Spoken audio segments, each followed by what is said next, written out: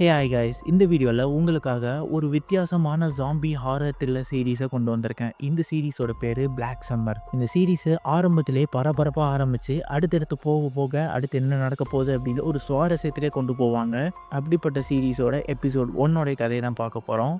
இதுக்கப்புறம் இந்த சீரீஸை கண்டினியூ பண்ணலாமா வேணாமா அப்படின்றத உங்களோட ஆதரவை வச்சு தான் நான் முடிவு பண்ண முடியும். ஸோ அதுக்கெல்லாம் நீங்கள் பண்ண வேண்டிய ஒரே விஷயம், இந்த வீடியோவுக்கு ஒரு லைக் மட்டும் பண்ணி விட்டுருங்க. அண்ட் வாங்க இப்போது இந்த எபிசோட்குள்ளே போகலாம். இப்போது ஸ்டார்டிங் சீனில் இந்த ஊர் முழுக்க அமைதியாகவும் யாரோட நடமாட்டமும் இல்லாத மாதிரி இருக்குது. அப்படியே பார்த்தா ரோஸ்ன்ற கேரக்டர் அவங்களோட ஹஸ்பண்ட் அண்ட் அவங்களோட குழந்தைய கூட்டுட்டு வெளியே கூட்டு போயிட்டுருக்காங்க. அவசரமாக அவங்க பெட்டி படிக்கையெல்லாம் எடுத்துகிட்டு கிளம்பிட்டு இருக்காங்க. ஸோ இதே மாதிரியே உங்கள் பக்கத்தில் இருக்க எல்லா வீட்டில் இருந்தும் அந்தந்த ஃபேமிலிஸ் அவங்களோட பேக்ஸ் எல்லாம் பேக் பண்ணிவிட்டு அங்கேருந்து அவசரமாக ஓடி வந்துட்டுருக்காங்க. எதுக்காகன்னு பார்த்தீங்கன்னா, அங்கே பக்கத்துலேயே ஒரு மிலிட்ரி இடம் இருக்குது. அங்கே மிலிட்ரியில் இருக்க ஆளுங்கள்லாம் இங்கேருந்து இன்னொரு சேஃபான இடத்துக்கு கூட்டு போகிறதுக்காக வெயிட் பண்ணிட்டுருக்காங்க. ஸோ அங்கே போய் எப்படியாவது இவங்க சேஃபான இடத்துக்கு போயிடணும் அப்படின்னு சொல்லி தான் இவங்க இந்த மாதிரி ஓடிட்டு இருக்காங்க.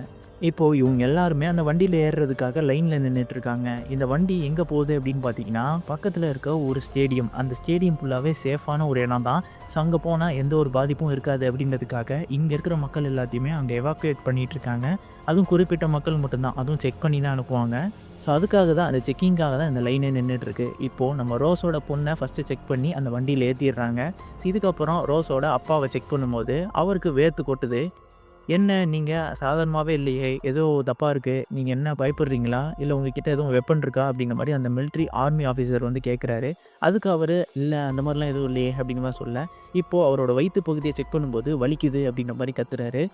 இதை பார்த்தோன்னே சந்தேகமாக இருக்குது அப்படின்னு சொல்லி அவர் அந்த லைன்லேருந்து தனியாக கூட்டு போய், நீங்கள் டெஸ்ட்டை கழட்டி காட்டுக்க, உள்ளே என்ன இருக்குது அப்படின்றத நாங்கள் பார்க்கணும், உங்களுக்கு எதாவது காயம், உங்களுக்கு எதாவது இன்ஃபெக்ட் ஆகிருக்கா அப்படின்றத நாங்கள் செக் பண்ணணும் அப்படின்ற மாதிரி சொல்கிறாங்க. இவரும் ஃபஸ்ட்டு தயக்கப்படுறாரு. அதுக்கப்புறம் வேறு வழி இல்லை, அவங்க கன்று வச்சு மிரட்டவும் இவருமே அவரோட சட்டையை கழட்டுறாருங்க. கழட்டி பார்த்தா அவரோட வயிற்றில் ஏதோ ஒரு அடிபட்டிருக்கு. அதை பேண்டேஜ் வச்சு அவர் மறைச்சிருக்காரு. நீ இன்ஃபெக்ட் ஆகிருக்க, இங்கெல்லாம் வரக்கூடாது அப்படின்னு சொல்லி அவரை மிரட்ட, இப்போ மேலே இருந்து மிலிட்ரி பிளெயின்ஸ்லாம் இங்கே எக்ஸ்ப்ளோஷனுக்காக வந்துட்டு இருக்குங்க. ஸோ அதை வந்தோடனே அந்த மிலிட்ரி வண்டி எல்லாமே அங்கேருந்து கிளம்ப ஆரம்பிக்குது. இப்போது ரோஸோட பொண்ணு மட்டும் அந்த வண்டியில் இருக்கா. இவங்க 2 பேருமே இங்கே இருக்காங்க. அந்த பொண்ணை கூட்டிகிட்டு அந்த வண்டியும் போயிடுது. இவங்க அம்மாவும் பின்னாடியே கத்திக்கிட்டே போகிறாங்க. இங்கே பாருமா, நீ எதுவும் கவலைப்படாத, நீ அந்த ஸ்டேடியத்தில் சேஃபாக இரு, நாங்கள் அங்கே உன்னை தேடி வருவோம் அப்படின்ற மாதிரி சொல்லி கத்திகிட்டே போக அந்த வண்டியும் அங்கேருந்து போயிடுது.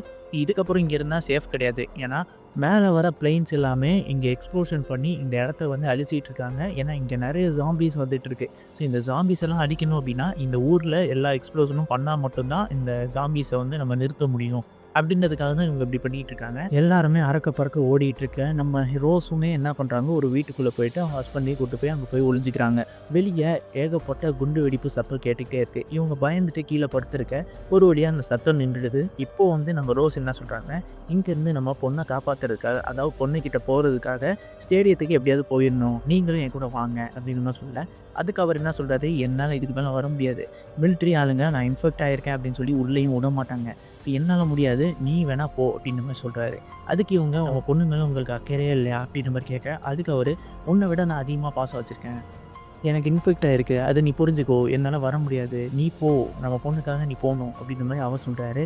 இல்லை நம்ம சேர்ந்து தான் போகணும், இங்கே இருக்கிற ஏதாவது சாப்பாடை வச்சு கார் எதாவது கிடச்சிது அப்படின்னா அதை வச்சு நம்ம போயிடலாம் அப்படின்னு சொல்லிட்டு நான் தண்ணி எடுத்துகிட்டு வரேன் அப்படின்ட்டு அங்கேருந்து போகிறாங்க.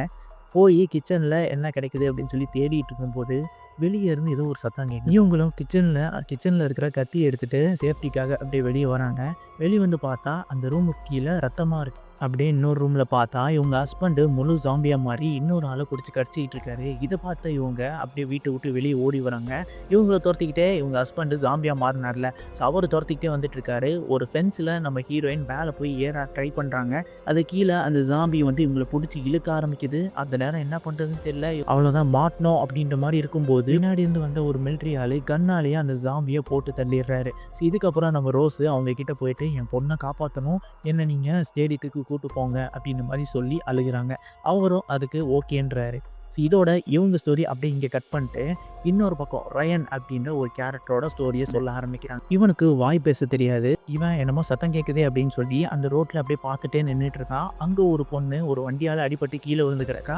அந்த பொண்ணை காப்பாற்றாம கூட அந்த பையன் அங்கேருந்து ஓடிட்டு இருக்கான். இது எல்லாத்தையுமே நம்ம ரயன் பார்த்துட்டு அந்த பொண்ணு கிட்ட போய் பார்க்குறான். ஸோ அந்த நேரத்தில் ஒரு கொரியன் பொண்ணு நம்ம ரயன் கிட்ட வந்து இந்த மாதிரி நீ இப்படி நின்றுட்டு இருக்காத, வா சீக்கிரமாக நம்ம போகணும்னு சொல்லி நம்ம ரயனை கூட்டு போகிறான். அங்கங்கே வெடிகுண்டு விழுகிற சத்தம் கேட்குது. இவங்க 2 பேருமே ஒளிஞ்சிக்கிட்டு அங்கங்கன்னு போயிட்டு இருக்காங்க. அப்படியே இந்த சீனை கட் பண்ணிட்டு பார்பரா அப்படின்ற ஒரு கேரக்டர் காமிக்கிறாங்க. இவங்க கார்ல உட்காந்துக்கிட்டு அடுத்து ஸ்டேடியத்துக்கு போறதுக்கான மேப்பை பார்த்துட்டு இருக்காங்க. அதாவது இவங்களும் ஸ்டேடியத்துக்கு போறதுக்காக தான் அவங்களுக்கு வழி தெரியாம இங்க உட்காந்து பார்த்துட்டு இருக்காங்க. அப்போ ஒரு ஆளு விண்டோ கிட்ட வந்துட்டு என்ன நீங்க வண்டியில ஏத்திக்கோங்க ப்ளீஸ், கொஞ்சம் காப்பாத்தி என்னையும் வந்து ஸ்டேடியத்துக்கு கூட்டு போங்க அப்படின்னு மாதிரி சொல்றாரு. அதுக்கு இவங்க ஃபஸ்ட்டு ஒத்துக்கவே இல்லை. ஏன்னா இவர் எதாவது ஏமாத்திடுவாரோன்னு சொல்லி அவங்களுக்கு நம்பிக்கை இல்லை. அப்போது அவர் என்ன சொல்கிறாருன்னா, என்னோடய ஃபேமிலி அங்கே மாட்டிக்கிட்டு இருக்கு, நான் அவங்கள போய் பார்த்தே ஆகணும், உங்களுக்கு ஒரு ஃபேமிலி இருக்குல்ல, ஸோ அந்த மாதிரி தான் எனக்கும், என்னை நீங்கள் கொஞ்சம் கன்சிடர் பண்ணுங்கள், உங்கள் கூடயே நான் வரேன், நான் உங்களுக்கு ஹெல்ப்ஃபுல்லாக இருப்பேன் அப்படின்னு தான் சொன்னேன். அதுக்கு அவங்க உனக்கு வழி தெரியுமா அப்படின்னு மாதிரி கேட்க, எனக்கு வழி நல்லாவே தெரியும், நான் அவங்கள கூப்பிட்டு போகிறேன் அப்படின்ற மாதிரி சொல்ல, சரி ஓகே நீ வா அப்படின்னு சொல்லிட்டு இவங்க எந்த சீட்டில் வந்து உட்கார, இவரும் வந்து அந்த டிரைவர் சீட்டில் உட்காராருங்க. ஸோ உள்ளே உட்கார்ந்த பிறகு இந்த மாதிரி நீ வண்டி ஓட்டி இறங்கு, இல்லைன்னா உன்னை நான் கொண்டுருவேன் அப்படின்னு மாதிரி மாட்டுறாரு. என்னடா உன்னை நம்பி தானே ஏறினேன், இப்படி பேச்ச பார்த்துறியா அப்படின்னு மாதிரி கேட்க, அதெல்லாம் எனக்கு தெரியாது, நீ இறங்குறியா இல்லையா அப்படின்னு மாதிரி சொல்லி மிரட்ட, இவங்க அது பயந்து கீழே இறங்கிட்டு மாதிரி உனக்கு நல்ல சாவே வராதுடா அப்படின்னு மாதிரி சாபம்லாம் விட்றாங்க. அப்போ இன்னொரு ஆள் இந்த ஆளை பிடிச்சி அடின்னு அடிக்கிறாங்க. ஸோ அப்போது நம்ம பார்பரா உள்ள காருக்குள்ளே ஏறி உட்காந்துக்கிறாங்க. ஸோ அப்படியே கட் பண்ணிட்டு இப்போ லான்ஸ் அப்படின்ற ஒரு கேரக்டர் காமிக்கிறாங்க. இதில் பார்த்தீங்கன்னா ஒரு பையனும் அவனோட கேர்ள் ஃப்ரெண்டும் நின்றுட்டு இருக்க, அந்த கேர்ள் ஃப்ரெண்டை ஒரு வண்டி வந்து ஆக்சிடென்ட் பண்ணிடுது. இப்போது அந்த கேர்ள் ஃப்ரெண்டு மூச்சு விட முடியாமல் படுத்து கிடக்க, இதை பார்த்து அவன் அங்கேருந்து இவளை என்னன்னு கூட பார்க்காம மதிக்காமல் அங்கேருந்து போயிடுறான். இதை பார்த்து இந்த இடத்துக்கு நம்ம ரயன் வந்து இவளை பார்த்த உடனே அப்படியே கொரியன் பொண்ணு நம்ம ரயனை கூப்பிட்டு போயிடுறான். ஸோ இந்த சீனை தான் நம்ம பார்த்துப்போம். ரயன் நின்றுட்டு இருக்கும்போது இந்த பொண்ணுக்கு தான் அடிபட்டிருக்கோம். இவன் தான் இதை பார்த்துட்டு அப்படியே அங்கேருந்து கொரியன் பொண்ணு கூப்பிட்டோன்னே இவன் போயிருப்பான். இந்த சீன் தான் இங்கே நடந்துகிட்டு இருக்கு. இப்போது இவன் என்ன பண்ணுறான், முழு ஜாம்பியாக மாறி அங்கேருந்து கண்ணில் போடுற எல்லாருமே துரத்தி சாப்பிட ஆரம்பிக்கிறான். ஸோ அப்போ தான் லாஸ்ட்டாக ஒரு கேரக்டர் காமிக்கிறாங்க. இவர் பேர் தான் லான்ஸு. ஸோ இவர் அங்கேருந்து பயந்து போய் இந்த ஜாம்பிக்கு பயந்து போய் அங்கேருந்து ஓடுறாருங்க. ஸோ அப்படியே கட் பண்ணிட்டு இப்போ லாஸ்ட்டாக இன்னொரு கேரக்டர் காமிக்கிறாங்க. இவரோட பேர் தான் ஸ்பியர். ஸோ நம்ம ஸ்பியரை மிலிட்ரிக்காரங்க எல்லாருமே அரெஸ்ட் பண்ணி கூப்பிட்டு போயிட்டுருக்காங்க. இவரை நம்ம எங்கேயோ பார்த்த மாதிரி இருக்குல்ல, நம்ம ரோஸ்க்கு உதவி பண்ணியிருப்பார்ல ஒரு மிலிட்ரி ஆள். ஸோ அவர் தான் நம்ம ஸ்பியரு. அவர் ஒன்றும் மிலிட்ரி கிடையாது, இவன் ஒரு திருடன். ஸோ இவனை தான் வந்து நம்ம மிலிட்ரிக்காரங்க அரெஸ்ட் பண்ணி ஒரு வீட்டுக்குள்ளே போய் உட்கார வைக்கிறாங்க. இந்த மாதிரி அங்கே உட்கார வச்சுட்டு நீ இங்கே இரு அப்படின்னு சொல்லி ஒரு மிலிட்ரியை மட்டும் அவங்க பாதுகாப்புக்காக போட்டு போக, அவன்கிட்ட நம்ம ஸ்பியரு வம்பழுத்துக்கிட்டே இருக்கான். ஸோ ஒரு கட்டத்தில் எனக்கு ஒன்றுக்கு வருது அப்படின்னு மாதிரி சொல்ல, நீ ஒன்றுக்கெல்லாம் போக முடியாது, இங்கே போ அப்படின்னு மாதிரி சொன்னோடனே சரி ஓகேன்ட்டு அவர் போக போகிறாரு. ஆனால் அதுக்கப்புறம் எனக்கு இங்கே வரல, எனக்கு பாத்ரூம் தான் போகணும் அப்படின்னு மாதிரி சொல்ல, சரி நானும் அவன் கூட வரேன்ட்டு அந்த மிலிட்ரிக்காரரு ஸ்பியரை கூப்பிட்டு பாத்ரூம்குள்ளே போகிறாரு. போன உடனே நம்ம ஸ்பியர் என்ன பண்ணுறான், அந்த மிலிட்ரிக்காரரை போட்டு அடின்னு அடித்து ரத்தம் தெரிகிற அளவுக்கு அவரை போட்டு அவரோட கண் எடுத்து அவரை சுட்டு கொண்டுடுறாரு. ஸோ இதுக்கப்புறம் ஸ்பியரோட யூனிஃபார்மை பார்க்குறாரு. அப்படியே அந்த சீன் கட் ஆகுது. இதுக்கப்புறம் என்ன நடக்கும்னு நமக்கே தெரியும். அந்த யூனிஃபார்மை தான் இவர் போட்டுட்டு வந்திருப்பாரு. ஸோ இதுக்கப்புறம் தான் ரோஸ்க்கு அவர் ஹெல்ப் பண்ணியிருப்பாரு. ஸோ அப்படியே இந்த சீன்லாம் கட் ஆகிட்டு இப்போ செக் பாயிண்ட்டை காமிக்கிறாங்க. இங்கே தான் எல்லா சர்வைவர்ஸும் அடுத்த ஸ்டேடியமுக்கு போகிறதுக்காக இந்த இடத்துல நின்றுட்டு இருப்பாங்க. ஆனால் மிலிட்ரி யாருமே வந்து இவங்களை அலோவ் பண்ணவே இல்லை.